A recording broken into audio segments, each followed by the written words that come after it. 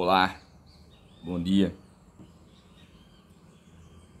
Pé diabético, certo?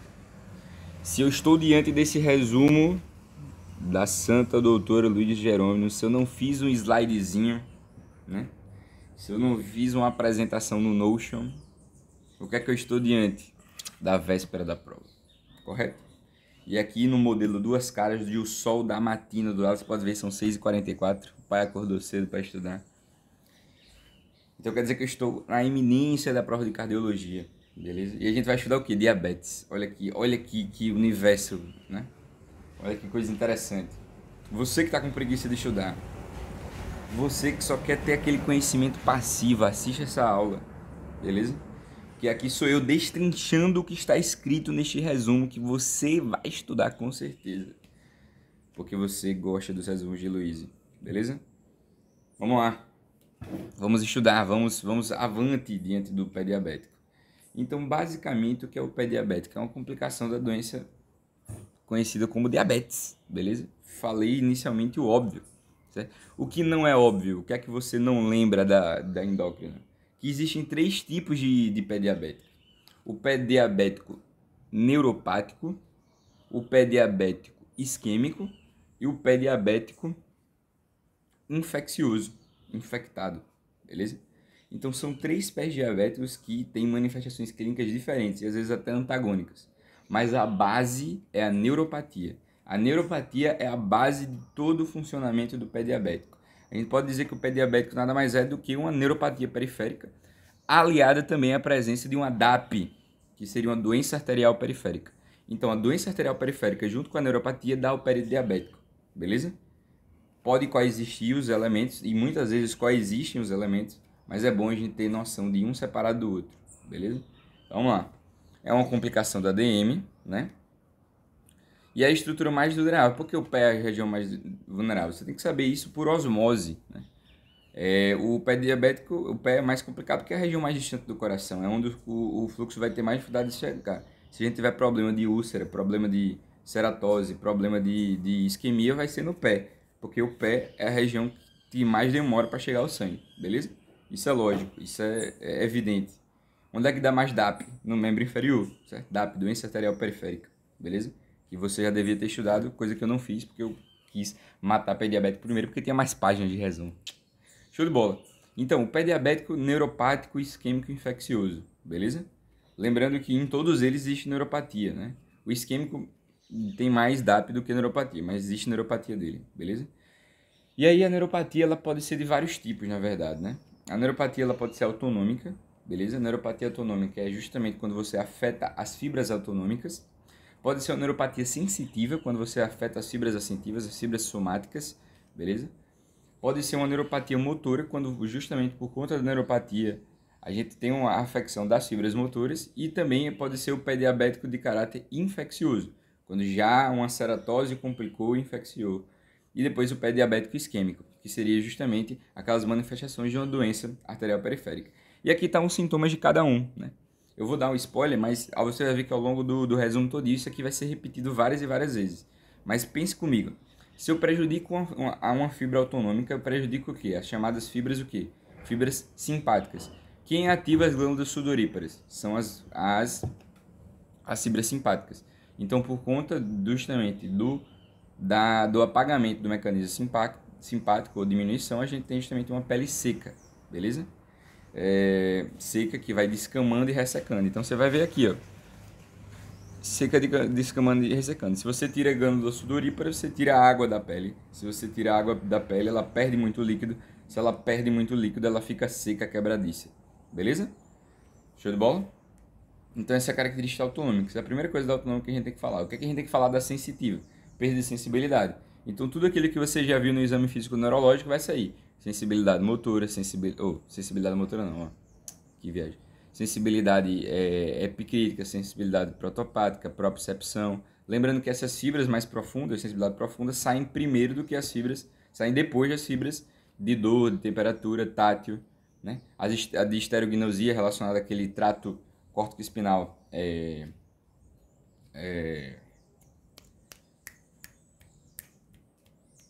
o trato córtico-espinal posterior, né? a região posterior do trato córtico-espinal, ela vai justamente aí, o trato posterior, na verdade, né? Funículo posterior, olha aí, eu lembro alguma coisa. O funículo posterior, ele vai justamente ser prejudicado depois. Então, esterognose, propriocepção, grafestesia, essas coisas maiores, né? As coisas mais sensitivas, beleza? Então, a gente tem que entender justamente essa lógica do caráter sensitivo, né? Então, aí, inclusive, é onde a gente tem aberta, no caso, a ceratose, né? Então, a ceratose é a principal complicação do prejuízo ao processo sensitivo, né? E pela pouco fluxo sanguíneo, pela neuropatia que está acontecendo, a gente tem justamente a formação de uma placa extremamente rica em queratina, que acaba, portanto, ulcerando e gerando, portanto, necrose, infecção, e amputação numa regressão aí em escala geométrica, beleza? Então, neuropatia sensitiva, neuropatia autonômica, ressecamento, sensitiva, prejuízo da sensibilidade e formação do ceratório. Motora, dificuldade de caminhar, a gente tem prejuízo justamente aos músculos tibiais, a gente tem prejuízo aos músculos extrínsecos dos dedos do pé, beleza? Show de bola? E aí a gente vai ter justamente a característica do dedo engarro, como a gente vai mostrar. Pé diabético infeccioso, então essa é aquela manifestação clínica infecciosa, vai ter um edema, vai ter hiperemia, vai ter dor, né? Aumento da dor, no caso de redução da dor. A gente vai ter aí formação de pus, formação de fístulas, características de uma infecção, beleza? E depois o pé diabético isquêmico, que é nada menos do que um ADAP. Então, tudo que você lembrar de doença arterial periférica cabe aqui, certo? A doença arterial periférica é justamente a ausência de sangue. Se não chega sangue, não chega nutrição. Se não chega nutrição, fica pálido, fica cianótico, fica com perda de pelo, fica com pele quebradiça, unhas quebradiças, sinal de alguma coisa positiva, que eu esqueci o que é, mas que a gente vai lembrando com o tempo. Então deu para organizar esses tipos de neuropatias na nossa cabeça, né? Show de bola. Então vamos lá. Definição: conjunto de anomalias com infecção, ulceração, destruição do tecido, vários graus de doença arterial periférica. Então a gente tem alterações neurológicas, eu inclusive esqueci de marcar aqui, vou marcar. Alterações neurológicas e doença arterial, beleza? Com infecção, ulceração e destruição, que isso aí seriam mais complicações, certo? Gera muita população, muita mortalidade. Então, pelo que eu consegui absorver desse assunto é o quê? Neuropatia, a gente vai estudar neuropatia e depois a gente vai estudar a DAP. A DAP no pé diabético, certo? E aí, para finalizar, a gente estuda infecção, que é uma complicação de tudo isso, certo? Faz todo sentido. Aí fala de diabetes mellitus, que já é hiperglicemia, resistência à insulina. Se isso aí você não souber, volta para o P5. Complicação, isquemia, infecção, neuropatia. Já falamos isso 1000 vezes, né? Complicação microvascular, da hiperglicemia crônica, a gente tem essas milhões de complicações, beleza? A gente estudou lá na diabetes. E aí a neuropatia é a grande responsável justamente por prejudicar o pé, né? Então ele vai ser justamente aí, vai provocar uma desestruturação, insensibilidade, entrada de micose e infecção. Aí a síndrome pé diabética, repetição da mesma coisa que a gente falou. Uma DAP, neuropatia, né? E aí a gente tem a neuropatia de Charcot, que a gente vai destacar depois. Ulceração do pé, infecção. E aí outra coisa importante da infecção é a chamada osteomielite, né? A osteomielite ela é muito importante e é um elemento que geralmente indica aí a amputação. Que vai ser justamente o quê? Vai ser quando a gente está diante da infecção do osso, né? Quando a gente infecciona o osso, é uma complicação que impede completamente aí de você fazer uma revascularização, porque você já tem um prejuízo funcional osteoarticular. Então tem que corrigi-lo aí. Na verdade não, na verdade nem sempre é amputação. Na verdade a gente pode fazer uma artrodese, mas é importante justamente a gente delimitar qual é o grau de osteomielite. Então, uma coisa extremamente importante aí a gente entender a etiopatogenia. A gente já entendeu as entidades que formam o pé diabético, né? A gente já entendeu o que é uma DAP, já entendeu o que é uma infecção, já entendeu que tem algumas complicações relacionadas, que ela pode ser somática, autonômica, motora, sensitiva, né? Que pode ser autonômica, sensitiva, motora, infecciosa e isquêmica. A gente já entendeu essas entidades. O que é que a gente tem que entender? A etopatogenia. Então vamos lá, vamos comigo para a gente ver qual é a lógica de todo esse ambiente, né? Então, primeiramente, a gente tem que compreender que a gente está num estado hiperglicêmico, de resistência à insulina. A glicose não entra na célula. Se a glicose não entra na célula, a gente precisa fazer uma forma da glicose entrar na célula. E a via justamente é chamada via do poliol. O que é que ela faz? Eu transformo, por meio justamente de algumas enzimas, a gente vai transformar a nossa queridíssima glicose em sorbitol, e do sorbitol a gente transforma isso aí em frutose, né? Então, vai fazer uma oxidação em ambas as estruturas, né? Através de uma enzima que é a aldose redutase, né? A gente oxida, na verdade a gente coloca um grupo, vários grupos hidroxilas, beleza? Nessas células, na glicose, e vai transformar ela em sorbitol, e depois a gente transforma ela em frutose. E a frutose tem a capacidade de entrar na célula. Essa é a característica da via do poliol. No entanto, a gente vai ter uma diminuição do chamado miopoliinositol. O que é o mioinositol? O mioinositol é uma substância que é produzida justamente na entrada da glicose na célula. Então, como a gente vai ter uma via diferente da entrada da glicose na célula, a gente tem uma redução, um decréscimo de mioinositol. Esse decréscimo de mioinositol ele é muito importante, porque o mioinositol é uma excelente substância protetiva da bainha de mielina das células nervosas. Qual o resultado? A gente tem justamente um prejuízo no fluxo nervoso para essas regiões, certo? Porque justamente você vai ter diminuição do mioinositol, vai ter prejuízo na bainha mielina, vai diminuir a contratibilidade e gerar uma neuropatia. Beleza? Deu para entender? Essa é a primeira via que a gente tem que destacar. Certo? Essa é a primeira lógica que a gente tem que destacar. Então a gente já sabe que a gente tem uma neuropatia relacionada ao mioinositol. Show de bola. É o primeiro prejuízo. Tanto é que justamente isso que vai justificar mioinositol. Isso vai justificar inclusive aí o prejuízo nervoso motor que existe nessa doença. Beleza? Outro problema justamente que você tem que entender é que pelo aumento da glicemia a gente vai ter justamente glicação de substâncias. A glicose ela se liga nas coisas, inclusive nas proteínas. Ao glicar várias proteínas de maneira não enzimática, você forçar várias substâncias ficarem glicadas, tanto é que você tem a hemoglobina glicada, para medir justamente o grau de diabetes nos últimos 3 meses, né? E aí essa glicação dessas células dessas enzimas de maneira progressiva, vai diminuir justamente o efeito de atividade dessas enzimas. Então a gente tem um prejuízo considerável na atividade de várias enzimas por conta justamente do processo de glicação. Certo? Isso, um resultado muito importante é justamente uma diminuição das atividades, diminuição da produção de prostaciclinas, certo? E uma prostaciclina serve para quê? Prostaglina é um vasoconstrictor dilatador, é um vasodilatador. Ele provoca coagulação, ele provoca trombose, ele provoca aí descoagulação, ele provoca trombose, ele provoca descoagulação, certo? A gente tem justamente um aumento de fator 7 da coagulação e um aumento de tromboxano A2. Né? Então, tromboxano A2 que é um vasoconstrictor e trombólico, né? Estimula a trombose. Então, note como o sangue vai ficar mais viscoso com estímulo à trombose. Né? A gente tem justamente o aumento do risco de coagulabilidade do sangue. Então, a característica da diabetes é um sangue mais viscoso, de uma lenta disseminação. Se você tem uma lenta disseminação, a nível, por exemplo, de uma artéria renal, a gente não tem nenhum prejuízo, porque o fluxo lá, a pressão é muito alta e vai chegar lá de qualquer forma. Mas a nível microscópico, esse fluxo prejudicado vai prejudicar uma região extremamente importante a nível nervoso, que é a chamada vasa nervum. Né? Quem lembra da vasa, lá na nossa queridíssima histologia, lembra que são justamente as artérias que irrigam outras artérias maiores. Existem artérias que irrigam nervos, que é a vasa nervum, nerval, tem um latim lá muito doido.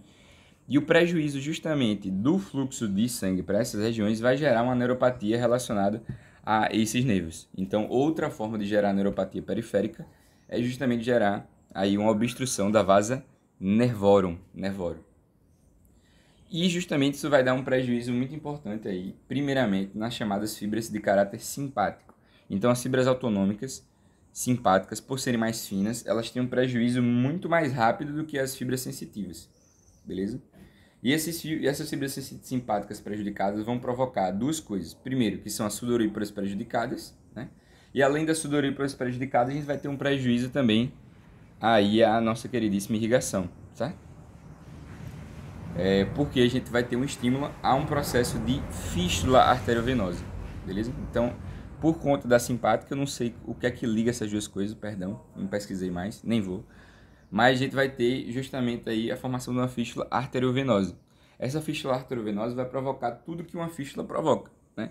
Se você lembra lá da aula de insuficiência venosa crônica, você lembra que uma fístula arteriovenosa é uma das causas da nossa queridíssima varize, da insuficiência venosa crônica. Então você tem que entender justamente que a IVC é uma causa um processo que se repete aqui, né?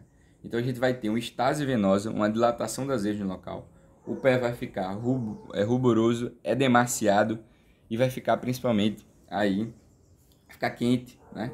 Então a gente vai ter uma estase venosa nesse ambiente por conta da fístula arteriovenosa e uma diminuição do fluxo sanguíneo para a superfície, provocando, portanto, aí uma neuropatia cutânea, né? Um prejuízo cutâneo justamente da neuropatia que está acontecendo, beleza? Então, novamente, a hiperglicemia é a principal causa desse processo, certo? Então, isso aí você tem que entender. Outros fatores que vão influenciar diretamente nessa neuropatia periférica. A gente tem que pensar justamente aí no álcool, certo? No cigarro como uma causa muito importante aí de prejuízo dessas estruturas. Também a gente vai ter fatores ambientais relacionados aí ao uso, né, de álcool, ao uso de fumo, que seria, no caso, os fatores ambientais da Piaget. E outra coisa importante são os fatores genéticos. Então, existem fatores genéticos relacionados aí a maior predisposição à formação dessas estruturas, dessas vias, e de prejuízo, portanto, aí à neuropatia, né? Uma autoimunidade, fatores neurotróficos e produção de radicais livres. Isso aqui é fatores ambientais, fatores genéticos e esses outros aqui, que aí vai ser complicado de decorar. Autoimunidade, vou lembrar de autoimunidade. Então, a autoimunidade tem relação com a neuropatia diabética, beleza? Mas deu para entender a lógica do processo, né? Deu para entender aí o que é que está relacionado. Então, vamos ver se a gente falou pelo menos a maior parte. Vamos lá. Então, ativação do poliol, álcool com grupos hidroxila, né? E aí a via do poliol, que seria justamente vários ols, seria justamente aí transformar a glicose em um poliol acíclico, que seria o sorbitol. E depois ele reoxida, forma justamente uma frutose, né? A frutose consegue ser absorvida pelas células sem precisar de insulina. Assim, aí uma coisa que gera, além justamente de como a gente está justamente provocando uma hidroxilização, né? Se você lembra, justamente para formar hidróclise, a gente precisa quebrar, fazer uma desidratação. Nessa quebra a gente pode liberar muitos radicais livres, né?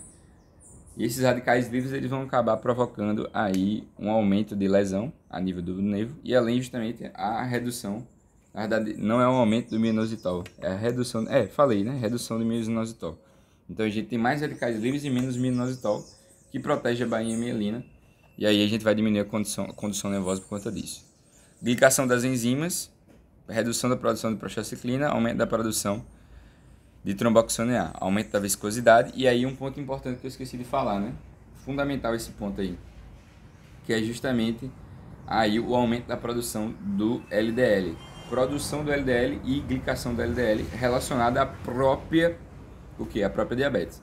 Então, diabetes a gente sabe que é um fator de risco para a aterosclerose, e esse fator de risco ele está justamente relacionado à produção do LDL. Se você lembra da fisiopatologia da aterosclerose, você lembra que o LDL é o principal aí formador da placa de gordura presente aí no subendotélio, beleza?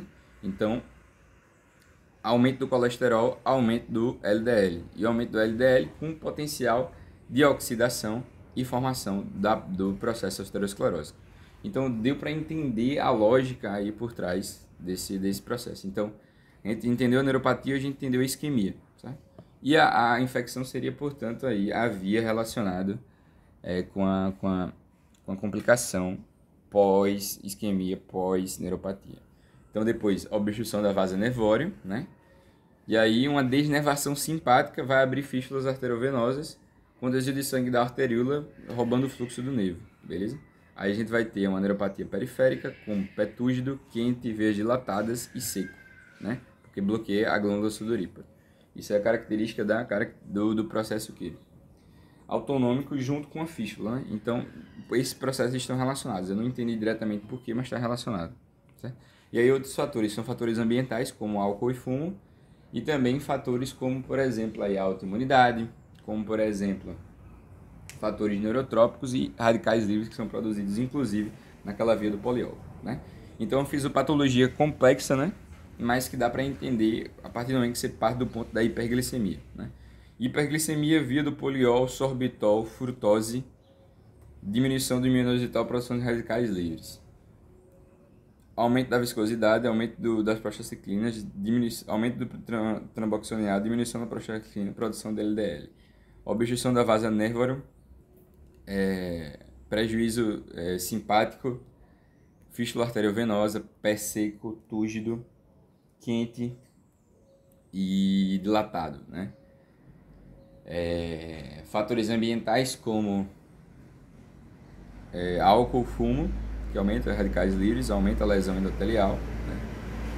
Que aí aumentaria a chance, por exemplo, de uma aterosclerose. Aqui é a vida de verdade, o estudo de verdade do autor.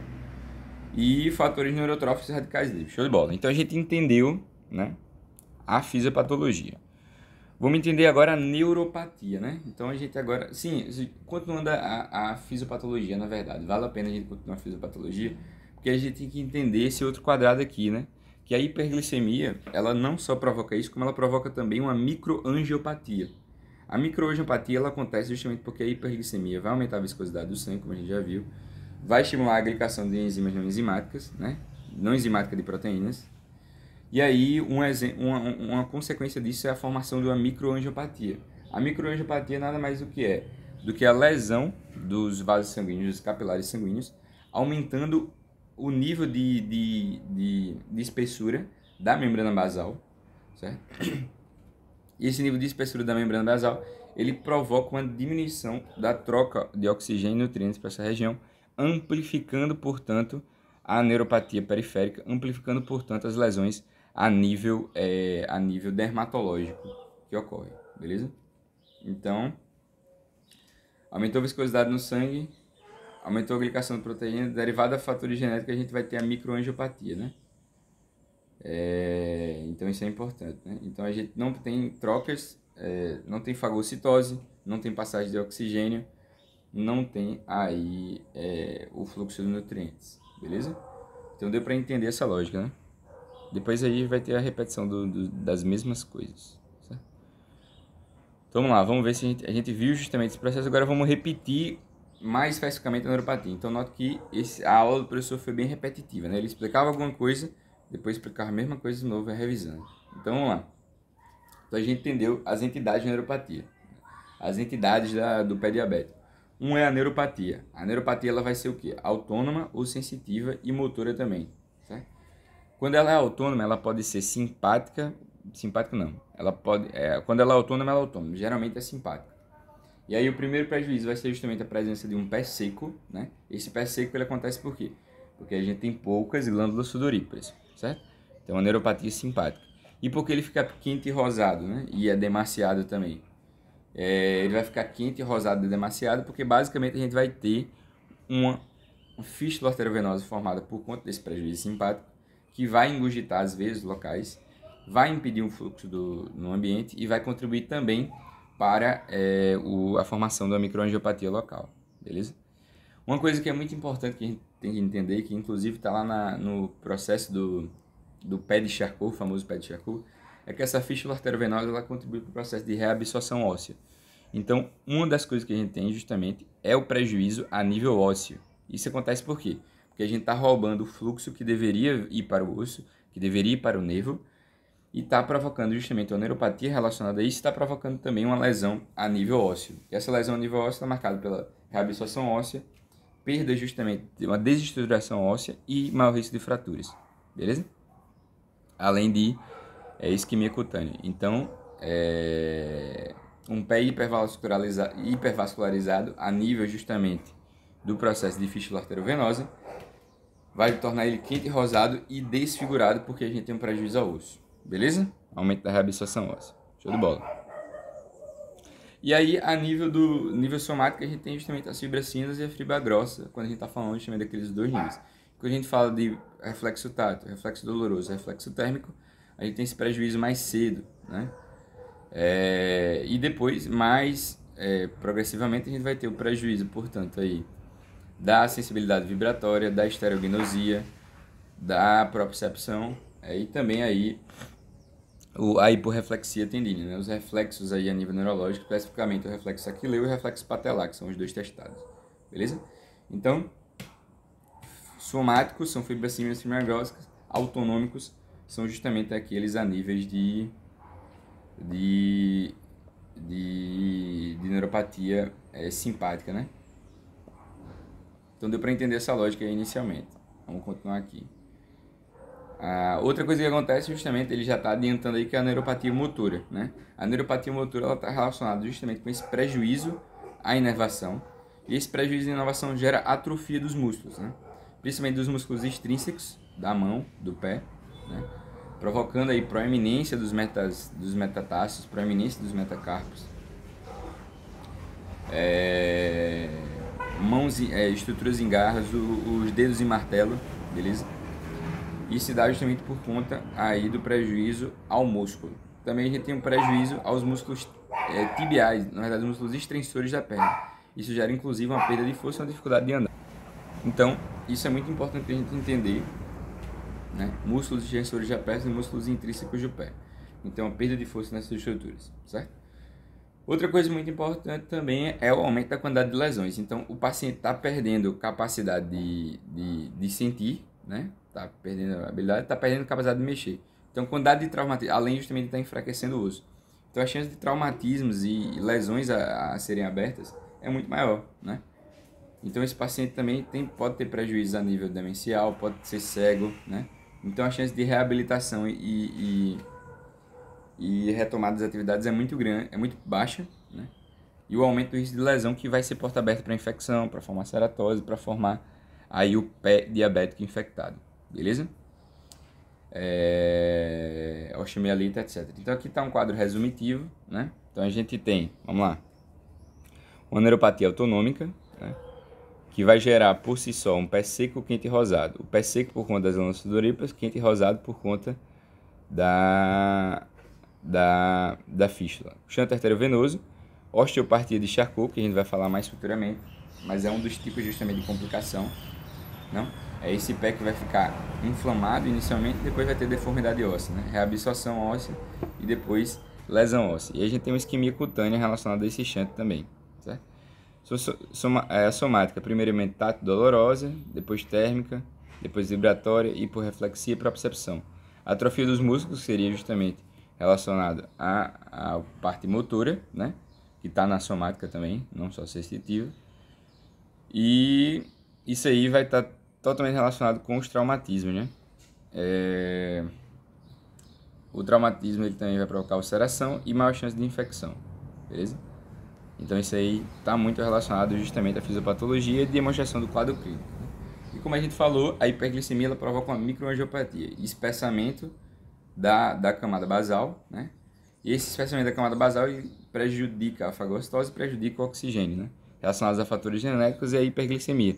Lembrando que a hiperglicemia provoca duas coisas que gera justamente a microangiopatia, que seria a glicação das proteínas não enzimáticas e a viscosidade do sangue, né? Aumento da viscosidade do sangue.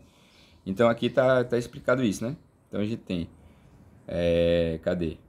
As coisas que a gente já falou, metabolismo de proteína vai oxidar o LDL na parede arterial, provocando o quê? Degeneração arteriosclerótica. Show de bola. A gente tem aumento tromboxanáide, do fator 7, né? Aumento da viscosidade sanguínea, altera a de coagulação com tendência à trombose. E aí a microangiopatia prejudica essas alterações nos pés. E aqui vem informação diferente que a gente tinha falado ainda, que quanto mais longo o nosso queridíssimo axônio é, como é o caso das simpáticas, maior vai ser justamente a chance de apresentar esse processo. Então, aí a gente vai ter justamente aí um prejuízo das fibras autonômicas, que são amielínicas, de maneira mais rápida do que as somáticas, que são mais grossas, são mielinizadas, né? E dependem mais daquele mioinositol para proteger a bainha de mielina, beleza? Eu sei que precisa ter alteração do mioinositol para ter prejuízo, né? A outra não, a outra já vai tendo prejuízo direto, né? Então, polineuropatia periférica somática autonômica, degeneração dos axônios, ele começa pela parte terminal, certo? Quanto mais longo, mais fácil a degeneração. Fibras autonômicas são amielínicas, né? E finas, como eu havia falado. E aí, degeneram antes dos gânglios e das fibras somáticas, exatamente. Então, as autonômicas são prejudicadas, principalmente as simpáticas, são prejudicadas primeiro do que as somáticas, simplesmente porque elas são mais finas e são amiloidadas. Perda simpática causa pé seco, quentes e veias túrgidas, por conta dos chantes arteriovenosos. Hipoperfusão causa o famoso pé de Charcot, né? E aí a gente tem outra coisa também, que é a chamada mediocianose, ou doença de Monckenberg. O que é essa mediocianose ou doença de Monckenberg? Nada mais é justamente do que uma necrose asséptica da camada média, né? Eu vou falar depois dessa doença de Monckenberg. Mas nada mais é do que justamente o processo de calcificação da camada média dessas estruturas, beleza? Não confundir com a chamada calcinose subcutânea, que pode acontecer também na neuropatia periférica, né? A nível da manchação dermatológica da diabetes. Mas essa doença de Monckenberg nada mais é do que derivado justamente desse processo de chance arteriovenoso, de prejuízo justamente neuropático, né? Prejuízo simpático. Vai ter um afluxo, né? Uma necrose asséptica dessa camada média e um afluxo de sangue de cálcio para essa região. Como o cálcio impregna justamente nessas lesões, o resultado vai ser justamente aí o cálcio impregnando nessas regiões, ele vai provocar aí uma calcinose, uma rigidez das estruturas que impede justamente que a gente tenha inclusive o cálculo de pressão, por exemplo, né? O cálculo da pressão dessas estruturas, formando justamente o aspecto de traqueia de pássaro, beleza? E aí essa célula fica responsiva às vasodilatações e vasoconstricções, mas pode acontecer. Então, essa hiperperfusão, esses chantes arteriovenosos, vai provocar um pé quente, um pé demasiado, um pé com poucas trocas e vai provocar reabsorção óssea e vai provocar o famoso pé de Charcot, que tem a fase aguda e fase crônica, né?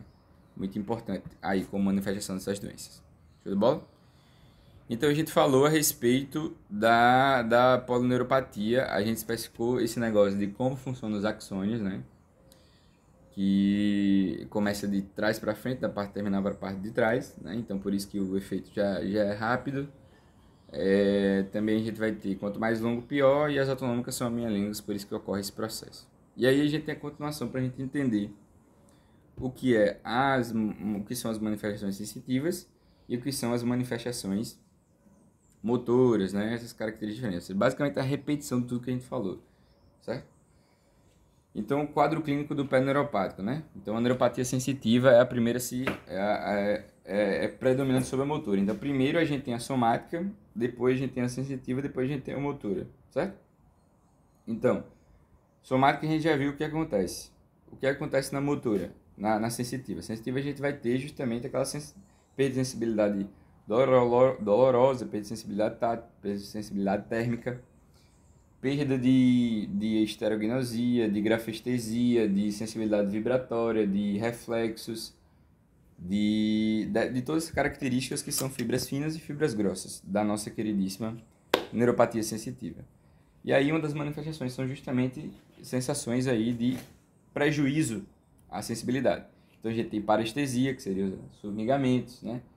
A gente vai ter aí cãibra, hiperestesia, sensação de queimação. Tudo isso pode acontecer. Tá? A dor inicialmente ela não existe, depois ela pode aumentar com o tempo, se tornando lancinante, depois ela para quando a neuropatia vai aumentando. Então o paciente pode apresentar dor, piora, depois melhora, né? Então esse é um quadro que pode acontecer. Depois que a gente tem justamente o prejuízo da sensibilidade, né? A gente também pode ter dificuldade de caminhar pela atrofia muscular, edema do membro inferior, como a gente já falou, por conta do acúmulo isquêmico da chantre arteriovenoso, certo? A gente vai ter aí sensibilidade, perda de sensibilidade térmica, tátil, dolorosa, já falamos, sensibilidade própria, propriocepção, hiperflexia, esterognosia, hipotrofia dos músculos interósseos do pé, formando justamente aquela característica de pé em garra, beleza? Pé em garra, proeminência dos metatarsos, edema do membro inferior, atrofia muscular, né? Tudo isso a gente já falou, beleza? Vamos seguir. Pele seca, levando dermatite, fissura, pé quente, rosado, turgio, chantre arteriovenoso. Hipervascularização vai ter reabsorção óssea, destruturação do pé. E aí, um ponto importante que eu estou destacando pouco, mas que é extremamente relevante, é quando você estiver observando o exame físico do paciente com pé diabético, é você observar a planta do pé, porque justamente aqueles pontos de pressão que existem, né, que podem ser diversos, principalmente na ponta do dedo, nessa região aqui do pé, a gente vai ter uma necessidade fundamental de medir, de sentir a presença de placas de ceratose.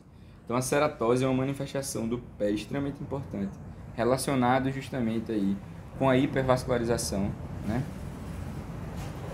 Relacionado aí, portanto, com o aspecto simpático da parada. Deixa eu ver em qual ambiente ele está, peraí. Então, o que causa o processo da ceratose é a insensibilidade. Então está relacionado com a parte somática, né? Com a parte sensitiva. Então quando a gente tem prejuízo justamente nessa parte sensitiva, a gente vai ter, portanto, ceratose, vai ter ulceração e o famoso mal perfurante plantar que a gente vai destacar, beleza?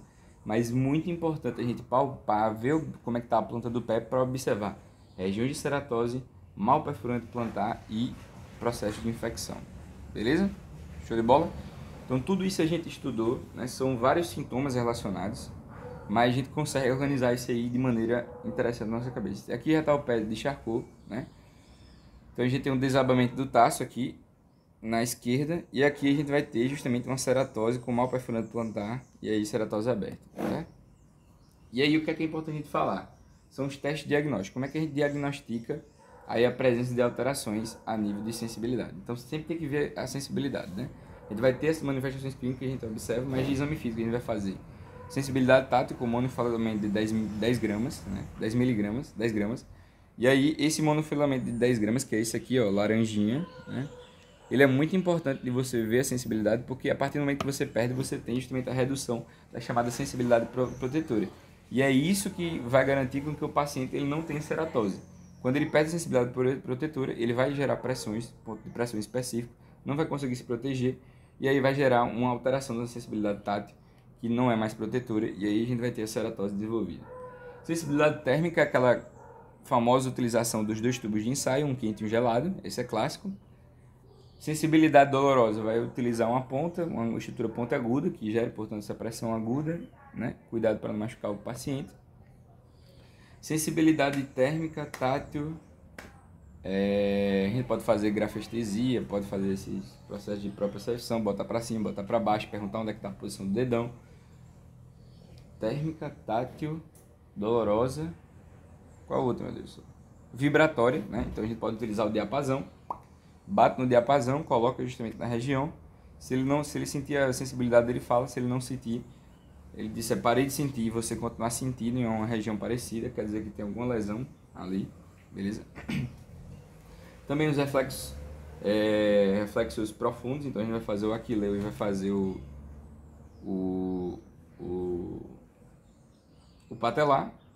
E também a gente tem que fazer aí a eletromicroneurografia, que a gente consegue justamente ver a condutibilidade motora, vendo justamente a resposta ao mioinositol presente. E aí tem o monofilamento, que é o teste diagnóstico de Siemens-Weinstein, né? Sensibilidade tátil. Né?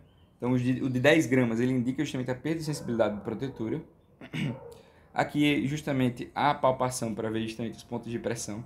É aqui onde ocorre ceratose, né? Então o paciente vai pisando, vai formando calo. Depois a gente tem a formação, portanto, de uma ceratose. Essa ceratose, ela... Na verdade, eu acho que a ceratose é o próprio calo. Né? Então a gente vai ter essa placa de ceratose que depois vai ulcerar, vai formar o mal perfurante plantar, vai formar justamente esse grau de lesão. Beleza? Então esses pontos de pressão são muito importantes de serem palpados, né? No sentido justamente de identificar aí alterações relacionadas à lesão e o mal perfurante plantar, que vai provocar, portanto, a necrose.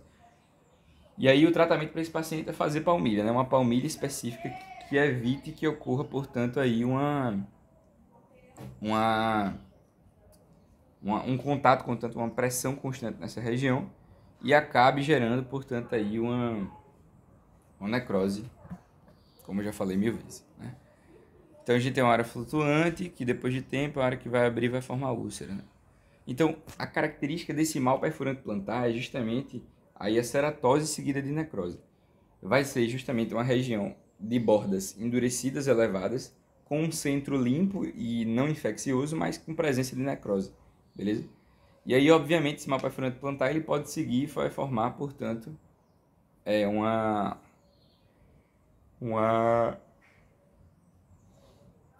necrose.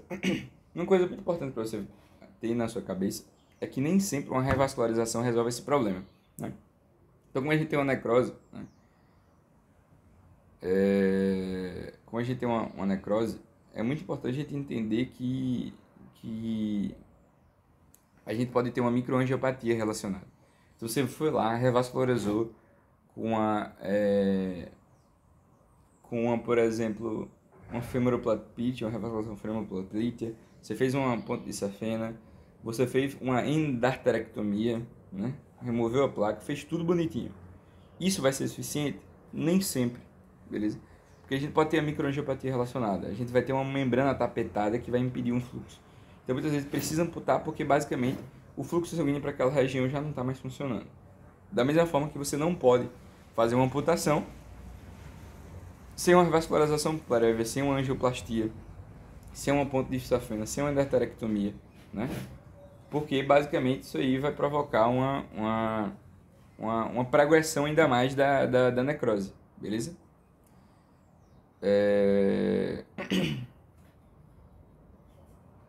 Então, jamais a gente pode deixar esse paciente ainda na presença de uma glicemia alta, né? Que essa glicemia alta, ela tem que evitar a neuropatia para provocar ceratose. E aí o resultado vai ser justamente a necessidade de uma palmilha importante aí para ter essa lógica, né? Mas decorar essa imagenzinha aqui, ó, bordas elevadas com centro limpo, necrótico. Se caracteriza, portanto, o mal perfurante plantar que pode acontecer. Que aí a tendência a formar uma úlcera, fistular, infectar e a necessidade de amputar. Neuropatia motora finalmente chegou, né? Lembrando que a sequência é autonômica, sensitiva e motora. E o resultado vai ser justamente aí uma atrofia dos músculos intrínsecos, uma atrofia dos músculos extensores da perna, formação dos dedos em garra, né? Cabeça dos metatarsos profundos, né? E o famoso dedo em martelo, né? Aqui o dedo em martelozinho aqui, ó, bem destacado. Atrofia muscular, essas unhas quebradiças, hipertróficas, pode acontecer também, beleza? Dedo em martelo de estruturação, metatarso protuso, etc. Show de bola? Deu para entender? Então essa famosa neuropatia motora, certo? Que está relacionada ao pé diabético também.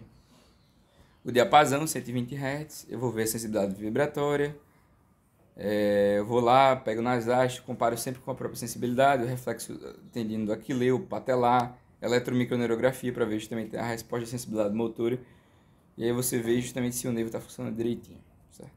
E aí ela tem a classificação de Wagner-Merritt, que eu vou ter que parar para estudar porque eu esqueci como ela era, eu esqueci de revisar e a gente vai ter uma pausinha agora. Então, a nossa queridíssima escala do tio Wagner, ela vai se caracterizar exatamente pelo que, né? A gente vai ter de grau 0 ao grau 1, 2, 3, 0, 1, 2, 3, 4, 5. Então, o 0 vai ser justamente o grau em que a gente já classifica como a neuropatia. Então, basicamente, tudo que a gente viu até agora é grau 0, exceto a úlcera. Então, hiperceratose com presença justamente aí de um pé seco, de um pé túrgido, demasiado, vermelho, tudo isso é uma classificação de grau 0. O que é que precisa para ter uma classificação de grau 1? A úlcera, e a partir daí vai complicando. Uma úlcera superficial sem infecção, a gente vai chamar de grau 1. Uma úlcera profunda, que pode ter infecção, mas não tem, por exemplo, uma osteomielite, não tem uma celulite, né? Ela é só superficial, não tem formação de pus, por exemplo. Uma úlcera profunda, a gente vai chamar ela de grau 2. Uma úlcera que seria justamente uma úlcera profunda, mais um abscesso, ela já vai ter uma secreção purulenta se formando, vai ter osteomielite, vai ter aí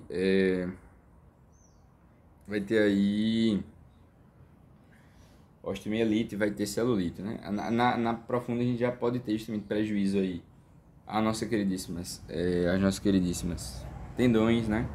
Mas a gente não tem prejuízo ao osso propriamente dito. Depois a gente tem no grau 4 a gangrena, né? Uma gangrena limitada, né?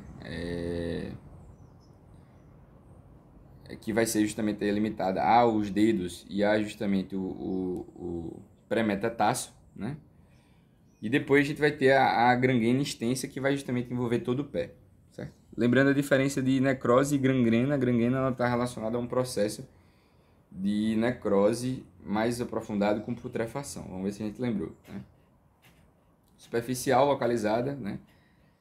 Sem infecção. Assim, cabeça do metatarso proeminente, dedo em garra, deformidades ósseas. Essa é a pele intacta, que é o famoso pé de risco, né?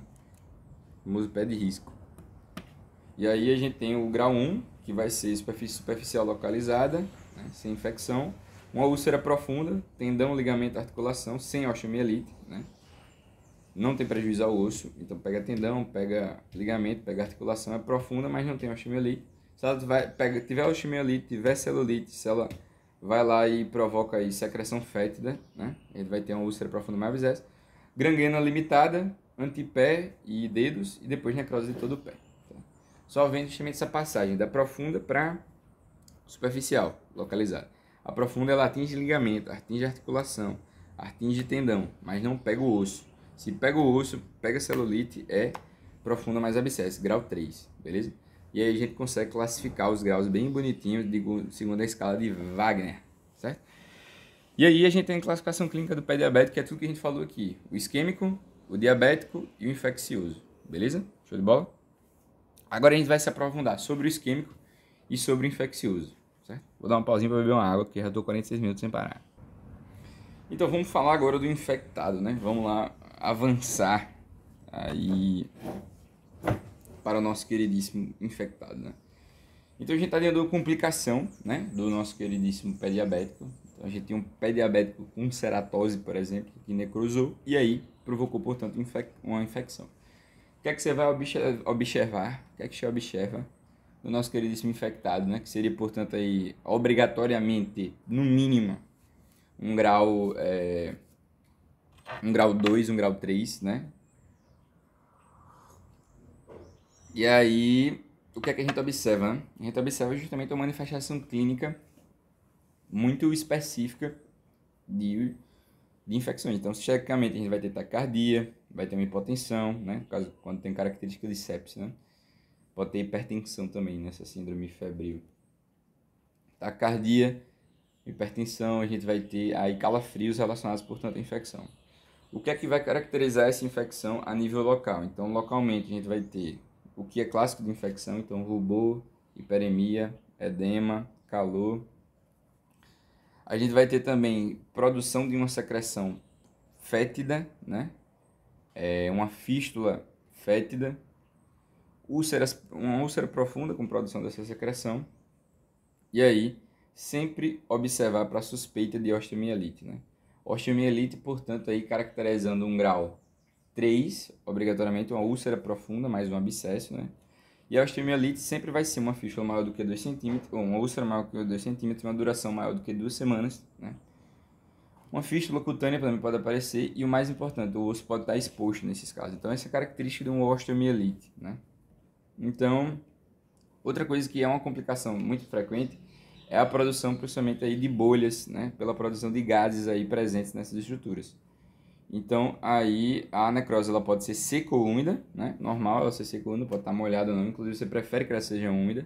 No tratamento do pé infectado, a gente vai ver que a gente prefere até colocar alguns géis para manter a estrutura úmida, beleza? A gente não quer que fique seco, que desidrate, que piore a situação. E aí existem as chamadas bolhas cutâneas ou subcutâneas, né? Característica aí do clostrídio, né? Lembra do clostrídio? Eles vão produzir gases, né? E aí vão formar essas estruturas bem gaseificadas, putrefatas, necrosantes aí a nível de pé, né? E obviamente aí eu preciso debridar esses tecidos, beleza? Então é uma progressão rápida do processo infeccioso, né? Lembrando que ele pode haver justamente o envolvimento ósseo característico da osteomielite, né? Então, como a gente pode isso, a gente pode ter crepitação, inclusive, no local, né? Imagina quão doloroso deve ser, né? Quando a gente não está com o nível de neuropatia bem desenvolvido. Então, vai ser necrosante, pode ser uma osteomielite bastante prejudicada, crepitante, com presença, inclusive, de fasciite necrosante, beleza? E aí, outras características cutâneas que não tem tanta relação aí com o pé, especificamente, não é característica do pé diabético, é característica da nossa queridíssima diabetes em si. Então a gente vai ter esses xantomas eruptivos, né? Essas estruturas lipídicas presentes. A gente vai ter justamente a dermatite diabética, né? Dermatite diabética não. Dermopatia diabética, que são justamente essas estruturas aí hipercrômicas presentes. Também a gente vai ter a famosa acantose nigricans, certo? Acantose nigricans, que seria justamente essa estrutura de espessamento e coloração mais amarronzada, mais hipercrômica a nível do pescoço, da nuca. Então a gente vai ter a lipodistrofia, que seria alterações tanto para mais quanto para menos da produção de lipídios em regiões específicas. A bolha diabética também presente. Então, bolha diabética, acantose nigricans, dermopatia diabética, o xantoma eruptivo, prurido também é uma característica, lesões isquêmicas, carcinose do tecido subcutâneo, nódulo sobre osso tendão, carcinose cutis universalis. Então, características genéricas aí que a gente tem que destacar. A nível de pé diabético, isso é a nível de pé diabético isso não é tão chamativo, né? Porque a gente está pensando mais na diabetes em si, mas a gente obviamente pode observar essas alterações aí presentes, né? A calcinose do tecido subcutâneo pode acontecer também, né? Lembra da calcinose? A calcinose presente aí com característica de traqueia de pássaro, que vai garantir, portanto, aí uma necrose asséptica da camada média junto com a substituição por cálcio. Pronto, pode acontecer uma carcinose aqui a nível subcutâneo, cuidado para não confundir com a carcinose média dos vasos, a nível da neuropatia isquêmica, beleza? Deu para entender? Show de bola. E aí, quando a gente está falando de processo de infecção, a gente tem uma avaliação a nível laboratorial. Então, a gente tem que fazer justamente a análise, avaliar metabolicamente, ver a dislipidemia, ver a inflamação, ver a imunológica. Dislipidemia, você pedir um LDL, você pedir um colesterol, né? Você pedir um triglicerídeo é importante, a avaliação metabólica é importante. Mas o mais importante aqui, a gente tem que pedir um CPK, né? Medir aí o nível de lesão muscular, beleza? Ver a necrose muscular, CPK. VHS, muito importante, quando a gente tem um VHS acima de 70, a gente pensa mais em osteomielite. PCR também vai estar elevado, então CPK, PCR, VHS acima de 70. A gente pode ver também, e muito importante, a gente colher a cultura, né? Colher a cultura e fazer um antibiograma, aí da nossa queridíssima estrutura. E fazer também a coloração pancromática, a famosa PAS, né? Com o objetivo justamente de observar a presença de microangiopatia e presença de aterosclerose, beleza? Coloração pancromática, não sei o que é esse exame exatamente, mas lembrando que a cultura ela não impede você já iniciar o ATB empírico, na verdade ela proíbe, na verdade ela só serve para depois você melhorar o tratamento, especificar o tratamento, depois você faz o antibiograma, depois você faz um antibiograma, mas o tratamento de antibiótico ele é obrigatoriamente rápido e instantâneo. Então lembrar de colher laboratorialmente VHS, PCR, CPK, antibiograma, negocinho e coloração pancromática PAS para ver duas coisas, que é as placas de aterosclerose e a microangiopatia. Show de bola? Show. E aí eu tenho que fazer também o diagnóstico por imagem para ver como é que está meu osso, né? Então eu posso fazer isso através procurando o sinal de Prove, que seria no caso a sondagem óssea. Aí você vai lá na úlcera, uma úlcera profunda, você coloca uma estrutura metálica e você observa uma resistência. É o osso exposto, né? E a gente lembra que o osso exposto é característica de osteomielite. O que você pode utilizar para fazer osteomielite? Densitometria óssea, cintilografia óssea, né? São justamente essa medida aí, através da cintilografia, você vai ver justamente o acúmulo de lesão lá presente, né? Aí vai ter uma concentração de contraste na densitometria óssea. Também a gente pode utilizar a ressonância magnética, que é o mais sensível, o melhor a ser feito, né? A gente pode pedir também aí uma radiografia simples, que a gente vai observar justamente a perda da característica cortical do osso, e TC, que pode pedir também. Então, todos os exames de imagem possíveis, né? TC, raio-x, ressonância magnética, que é o melhor, né? Edema de medula óssea e destruição cortical. Então, essas duas coisas que a gente vai observar. Na radiografia, a gente só vê destruição cortical, e também pode pedir densitometria, pode pedir sondagem óssea com o famoso sinal do Probe. Certo? Aqui o raio-x mostrando a destruição cortical. Aqui, bem cortical, bem bonitinho. E aqui, nada, tudo bugado, tudo cheio de pontinho aleatório. Beleza? Então isso é o que a gente chama de osteomielite, né? Sondagem óssea, blá blá blá, área de osteomielite. E pronto, a gente entendeu como é que a gente, cara, classifica o nosso queridíssimo pé infectado, né? E aí agora a gente vai tentar aí observar justamente a característica do pé diabético isquêmico. Então, o pé diabético isquêmico é uma característica de DAP, doença arterial periférica. Então, se a gente está na doença arterial periférica, a gente vai pensar em sinais de doença arterial periférica. A gente já falou: palidez, perda de pelo, unhas quebradiças, cianose, sinal de Lebron, não sei o que, Leben, Leorg, Leandro, alguma coisa positiva. E tem outra coisa lá presente. Então, claudicação. Pô, tem que se lembrar da claudicação. Claudicação prévia seria justamente essa dor durante a movimentação, que gera isquemia, produção de ácido lático, e a dor presente aí em diferentes graus, né? Então, claudicação prévia, unhas atrofiadas, quebra de sinal, pele fina e brilhante, quer dizer justamente que está com pouco líquido, e aí, rubor postural e o sinal de Burger. E o pé frio também, a temperatura vai estar diminuída, beleza? Então, temperatura diminuída, pouco pulso, né? Isso é sinal, né? Não sintoma. Isso é exame físico. Então, de sintoma, a gente vai ter aí... O que vai ter de sintoma? Claudicação, né? Vai ter unha quebradiça, vai ter palidez, cianose, blá blá. Enfim, falou de manifestações clínicas, falou de sinal e sintoma. Então, tá tudo presente aí, né? Então, o paciente já chega com o pé amputado, né? Um membro amputado, ou ele chega aí com uma claudicação de membros, aí você tem que fazer o diagnóstico de DAP obrigatoriamente, certo? E aí, justamente, dois sinais importantes. Laje Leoburger, né? Pô, é o nome de uma hamburgueriça, Leoburger, né? Muito fácil de lembrar. E o sinal, justamente aí o rubor postural. O que é o rubor postural? O rubor postural é quando o paciente fica em pé, aí o capilar ele tenta compensar isso aí, provocando uma vasodilatação. Aí gera rubor postural quando o paciente fica em pé. Ou então o sinal de Leoburger, que significa justamente o quê? Quando você levanta o pé, a gente não tem um fluxo diferente, que você não tem um fluxo suficiente, você está diminuindo aí, portanto, o auxílio da gravidade. Aí ele fica pálido, cadavérico, né? Depois, quando você volta, ele retoma um pouco da coloração normal. É só levantar o pé a 60 graus, beleza? Também outro sinal vai ser o pulso fino, né? Pulso diminuído, pele fina, brilhante, rubor postural, certo? Então, são as características de ADAP, ok? Então, o paciente que tem doença arterial periférica, ele tem uma complicação maior quando ele tem tem diabetes mellitus. É claro, porque a gente vai ter uma maior dificuldade de chegar do sangue, a gente vai estar viscoso, né? E aí a chance de revascularizar é muito menor. Porque mesmo você revascularizando, a característica da microangiopatia, a característica da viscosidade vai impedir isso aí, certo? Arteriopatia se cursa com isquemias mais graves por obstruções intensas. Né? Beleza, bem genérico aí, né? Lesões neurotróficas associadas à infecção e repercussão sistêmica. Muitas vezes não tem o que fazer, tem que apontar para salvar a vida. Lesões neurotróficas associadas à infecção com repercussão sistêmica. Para mim não está falando nada. Essa parte aqui também genérica. E aí,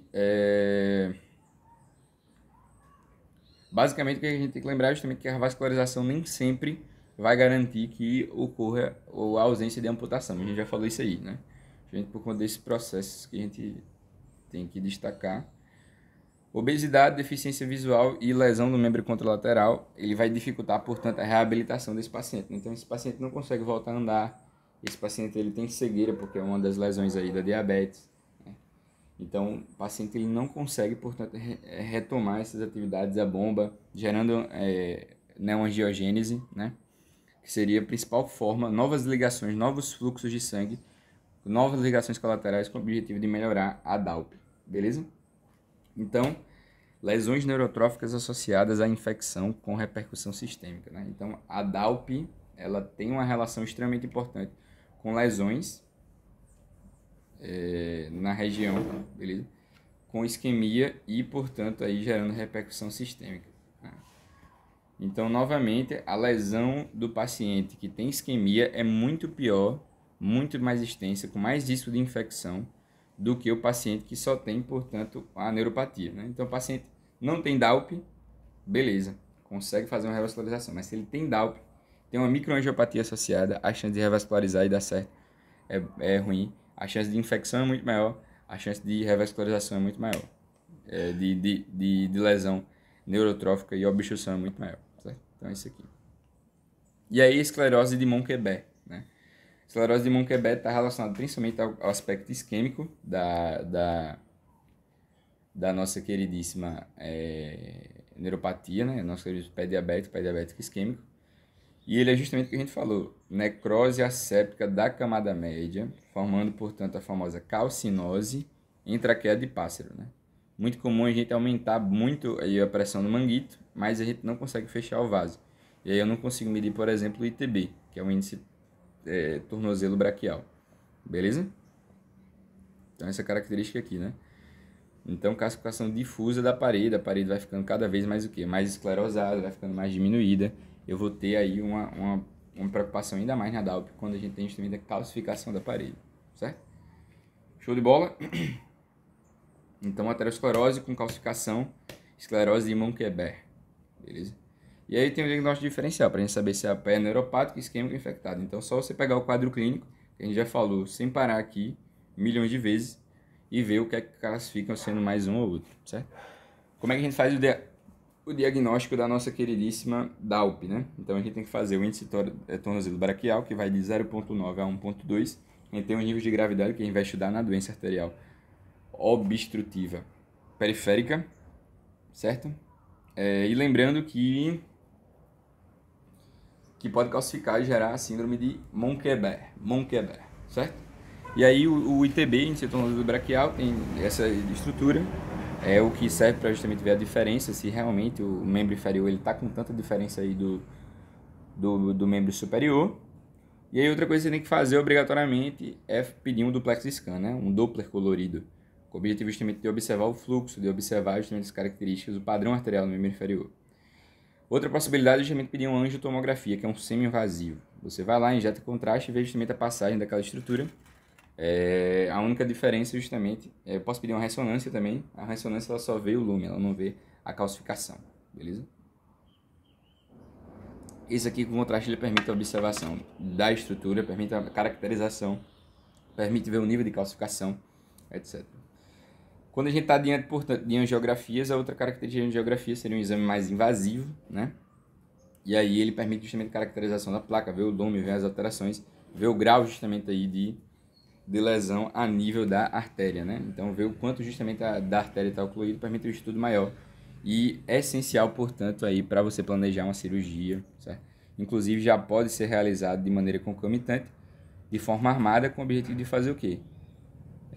Já posso utilizar justamente esse ambiente para fazer uma belíssima de uma angioplastia, né? Então, faça uma angiografia, observa, aqui dá para colocar um stent, já coloco esse processo.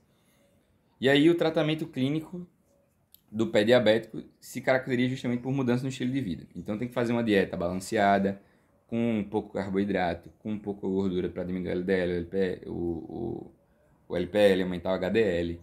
O objetivo é também aí melhorar uma boa quantidade de proteínas, de vitaminas, né?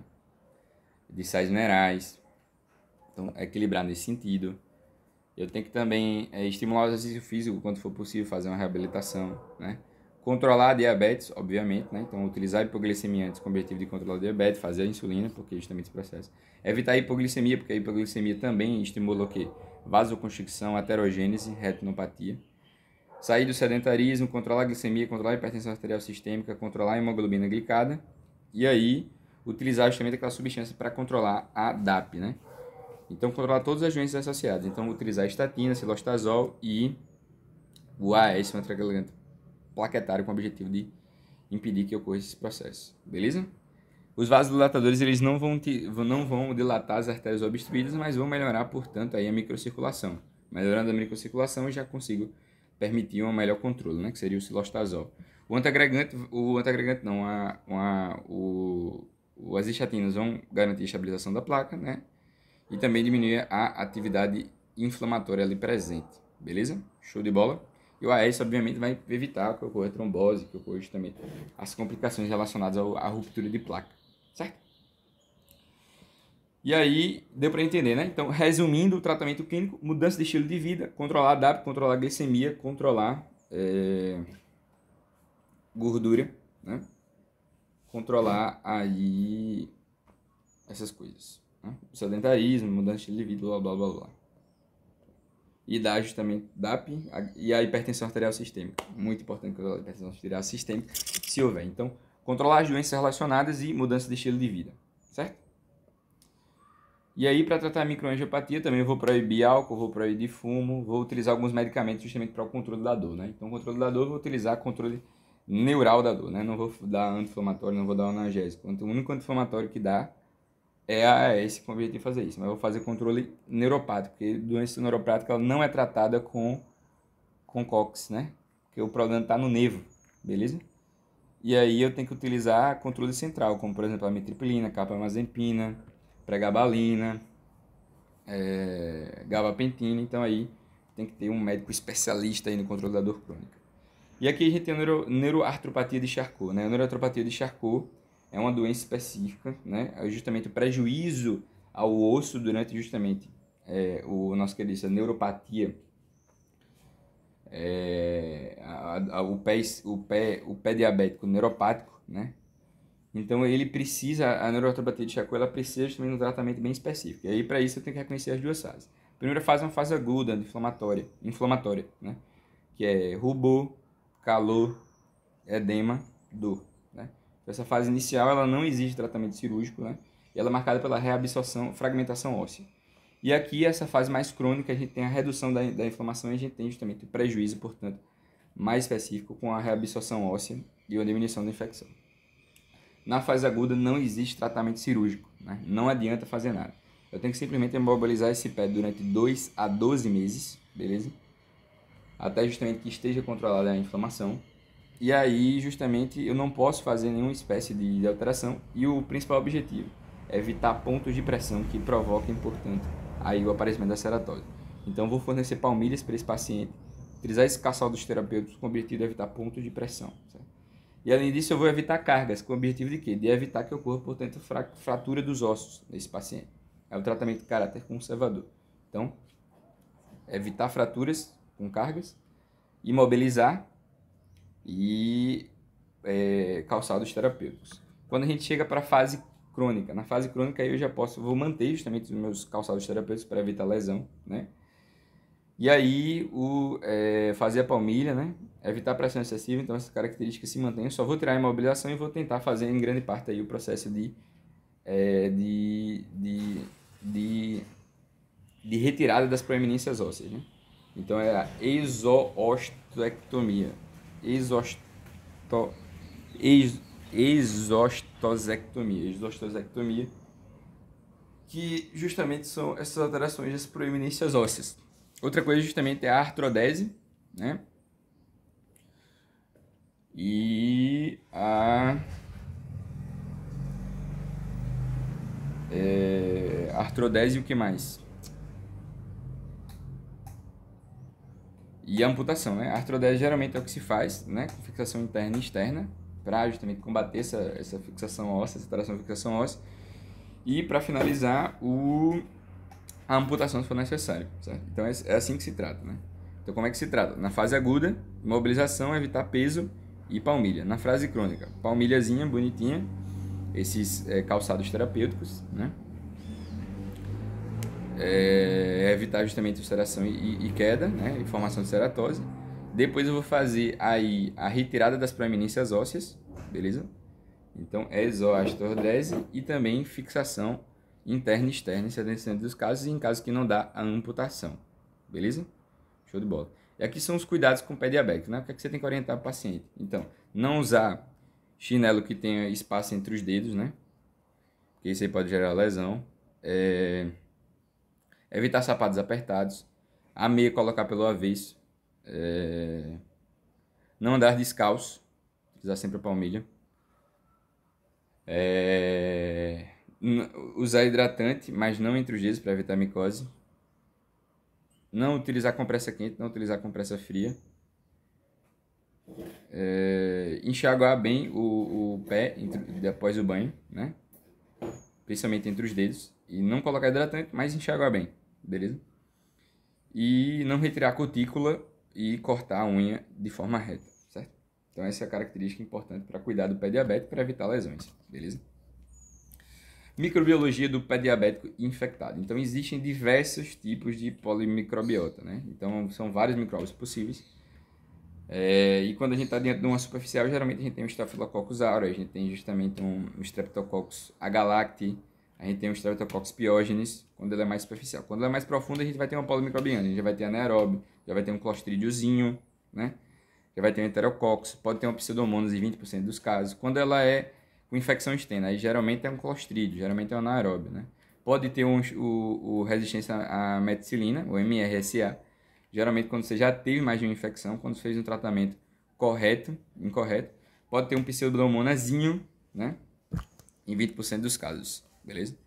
E a antibiótico terapia ela é empírica, né? Se eu tiver uma infecção superficial, eu vou fazer cefuramida e amoxicilina com cefradina, com amoxicilina e ácido clavulônico, né? Na infecção leve. Amoxi com cefadrina. Esse aí é o famoso clavulin, né? Amoxicilina com ácido clavulânico. Amoxicilina com ácido clavulânico lá com cefradina, beleza? Na infecção moderada, eu vou ter que combater gram positivo e gram negativo anaeróbio. E aí eu vou fazer amoxicilina com clavulanato junto com... Pode ser clindamicina com gentamicina ou amoxicilina com... foi mal, viajei total. Amoxicilina com gentamicina ou clindamicina com cefuroxima. Né? E aí, para o tratamento dos nós, a gente vai utilizar imipinem, tazobactam, piperacilina com tazobactam, ou então o meropenem. Né? Na infecção grave, eu só vou utilizar o meropenem, o tazobactam, o piperacilina com tazobactam, ou então o meropenem, beleza? Endovenoso. Né? Lembrar aí do segundo, que é cefuroxima com clindamicina, CC. Cefuroxima com clindamicina e a cefradina com amoxicilina e ácido clavulônico. Na primeira escolha. Vou tentar lembrar aqui. Show. Então, só lembrando.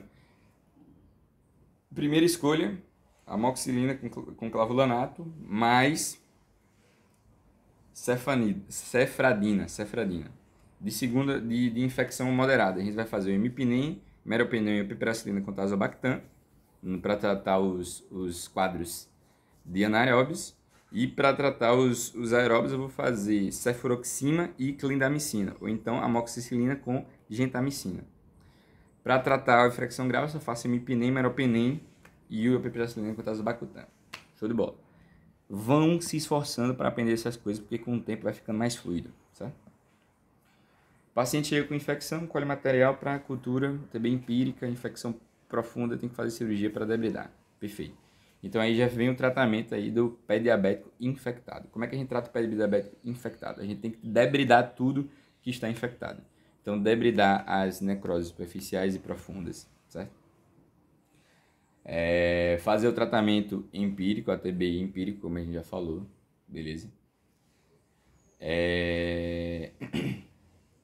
A gente pode fazer a famosa terapia hiperbárica, oxigenoterapia hiperbárica, beleza? E oxigenoterapia hiperbárica, que basicamente inclui você colocar o paciente numa câmara cheia de oxigênio. É ideal para tratar essas infecções, beleza? Caramba, o YouTube vai banir isso aqui. E aí é uma estratégia muito boa para você tratar essas estruturas. Você coloca o paciente numa câmara cheia de oxigênio, pode ser até diretamente no pulmão, e aí esse oxigênio vai evitar, portanto, o desenvolvimento de algumas bactérias. Outra coisa que pode acontecer bastante é a questão aí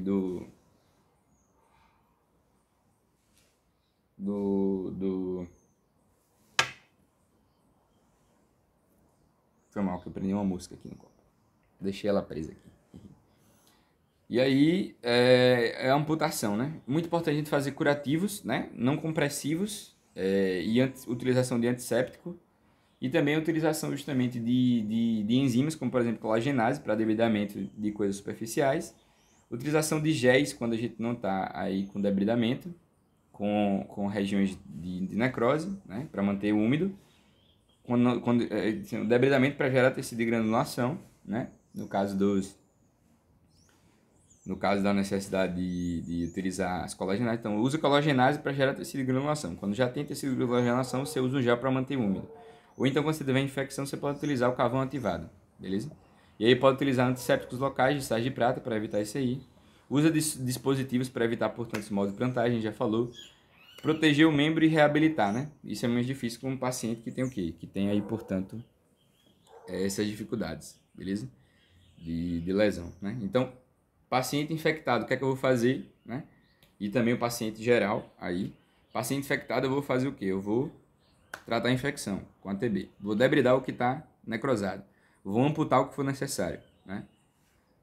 Principalmente se já tiver um processo putrefato, sem capacidade de revascularização, beleza?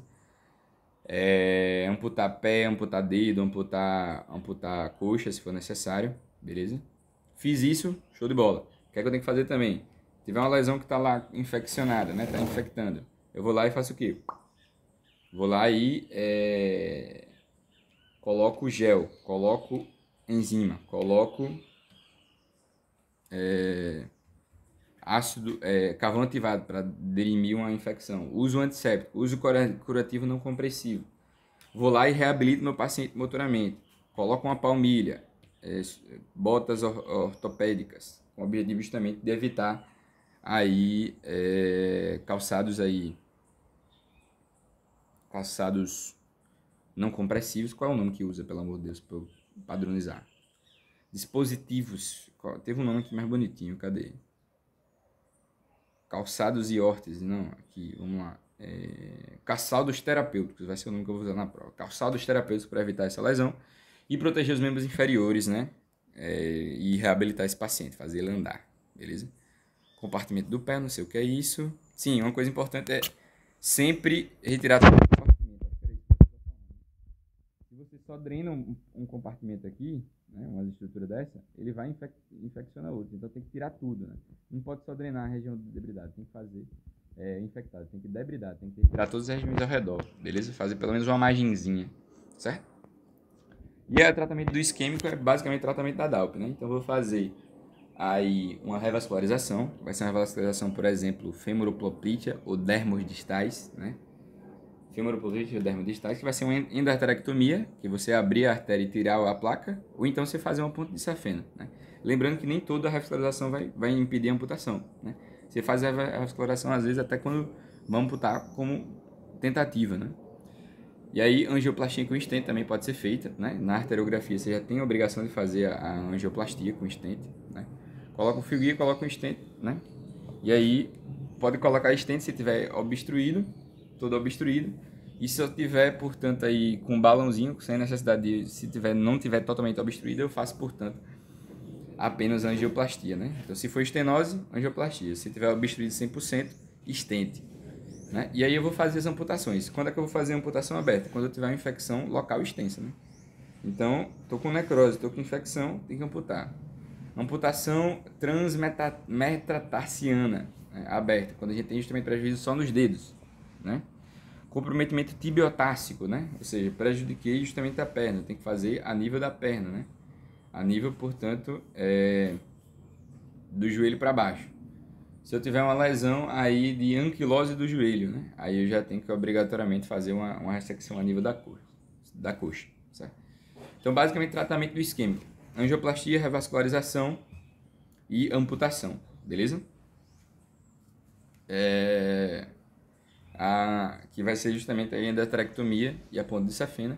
E a amputação a nível do que está prejudicado. Vai ser transmetatarsiana quando tiver só dedo. Vai ser a nível do tibiotássica quando tiver justamente prejuízo na perna. E vai ser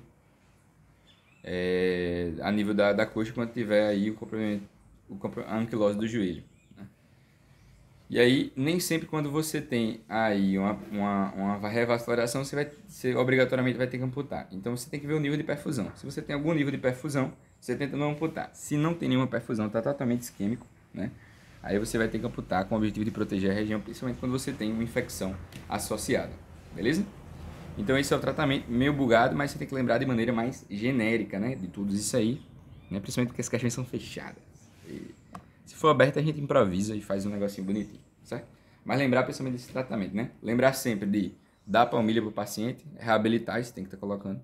Fazer mudanças de estilo de vida, controlar as doenças, DALP, controlar HS, controlar a glicemia, controlar a glicada, controlar, portanto, aí evitar a hipoglicemia, fazer mudanças de estilo de vida, né?